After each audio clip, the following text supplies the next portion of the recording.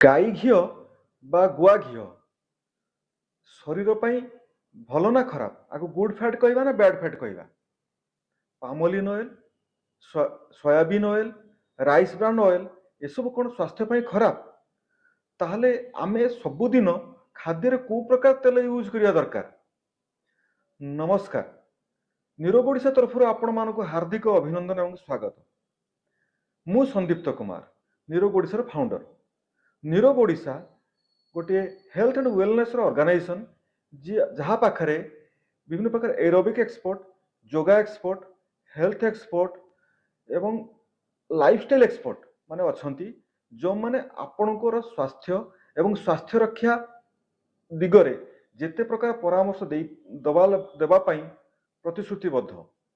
ଆପଣ ନିଜ ଆମ କମେଣ୍ଟ ବକ୍ସରେ ହାଇ କିମ୍ବା ହେଲୋ ଲେଖି ଦିଅନ୍ତୁ, ଆମେ ଆପଣଙ୍କୁ କଣ୍ଟାକ୍ଟ କରିବୁ ଏବଂ ଆପଣ ହେଲ୍ଥ ଏବଂ ହେଲ୍ଥ ରିଲେଟେଡ୍ ସମସ୍ତ ପ୍ରକାର ଆଡଭାଇସ୍ ନିରୋଗ ଓଡ଼ିଶା ତରଫରୁ ପାଇବେ। ଆରମ୍ଭ କରିଥିଲୁ ଆମେ ଫ୍ୟାଟ୍ରୁ ଫ୍ୟାଟି ଏସିଡ୍ରୁ ଫ୍ୟାଟ୍ ତିଆରି ହେଇଥାଏ। ଫ୍ୟାଟି ଏସିଡ୍ର କ୍ଲାସିଫିକେସନରେ ଜାଣିବା ଆସନ୍ତୁ। ଫ୍ୟାଟି ଏସିଡ୍ ଦୁଇ ପ୍ରକାରର, saturated fatty acid and unsaturated fatty acid.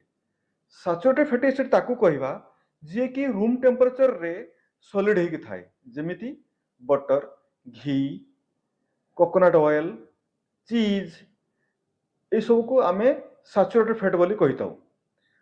ତାପରେ unsaturated fatty acid, unsaturated fatty ପୁଣି ଦୁଇ ପ୍ରକାରର, ମୋନୋ ଅନସାଚୁରେଟେଡ୍ ଫ୍ୟାଟି ଏସିଡ୍ ଯାହାକୁ ଆମେ ସର୍ଟକଟ୍ରେ ମୁଫା ବୋଲି କହୁ, ଗୋଟେ ପଲି ଅନସାଚୁରେଟେଡ୍ ଫ୍ୟାଟି ଏସିଡ୍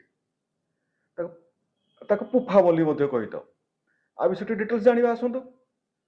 ପଲି ଅନସାଚୁରେଟେଡ୍ ଫ୍ୟାଟି ଏସିଡ୍ ସବୁବେଳେ ଲିକ୍ୱିଡ୍ କଣ୍ଡିସନରେ ଥାଏ in room temperature. Mono unsaturated କୋଉଠି କହିଥିଲି ସଲିଡ୍ ହେଇଯାଏ, କିନ୍ତୁ ପଲି ଅନସାଚୁରେଟେଡ୍ ଆପଣ ଲିକ୍ୱିଡ୍ ଫର୍ମରେ ପାଇବେ। ଏକ୍ସାମ୍ପଲ ହେଲା olive oil, mustard oil, coconut oil, avocado oil, ये समस्त देखिए आप सब लिक्विड फॉर्म रे पाइबे। आकु आमे मोनो अनसाचुरेटेड भी कहले एवं आकु मुफा मध्य कहती, मोनो अनसाचुरेटेड फैटी एसिड्स। आउट है PUFA poly unsaturated fatty acids.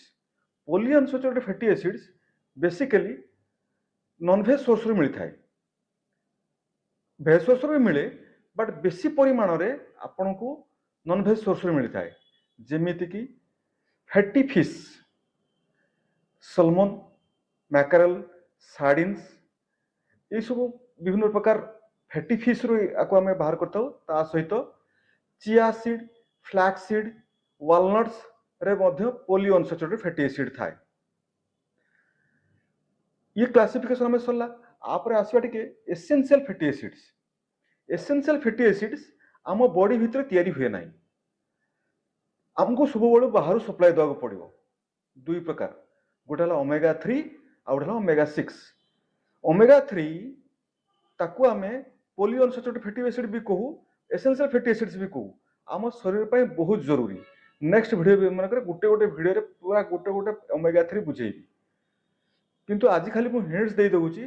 Omega 3 आमे सब प्रकार फैटी फिश रे पाई थाउ एवं ओमेगा 6 सब बेले आपन को sunflower oil, rice bran oil जो डेली आमे घरे यूज करछु, जो ऑयल माने सेथरे बेसी परिमाण थाए। आउ टिके ऊपर जाउची, नु ट्रांस फैट कहा जाए। ट्रांस फैट काहे कहा गला, ये और अचानक क्लासिफिकेशन भीतर आसुनी, भीतर कोन पसी आसला।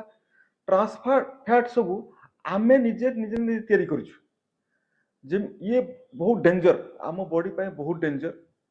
या ऊपर भी नुआ वीडियो बनेबी, बट ट्रांस फैट के जानि थांतु, जेमिति का आपण विभिन्न प्रकार कुकीज, केक्स, जो मार्केट रे मिलुची चिप्स, बाहर सब जते प्रकार आपण खाउचंती सिंगड़ा बोरा, ये सब ट्रांस फैट रु तैयारी हेछि।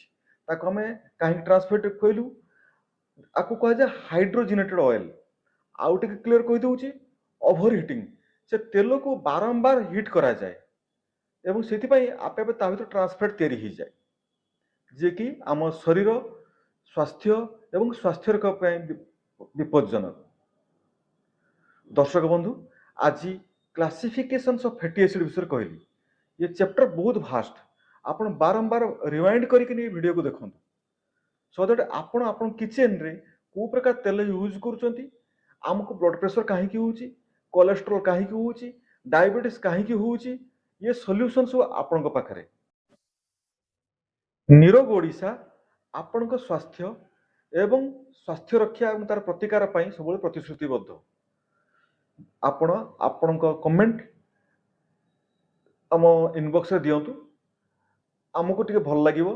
निरोग ओडिशा यूट्यूब सहित फेसबुक इंस्टाग्राम रे मध्ये उपलब्ध, ताको शेयर करंतु, आपण बंधुवर्ग मान पाख पठांतु, सेमाने मध्ये आपन थैंक यू बोली कहिवे।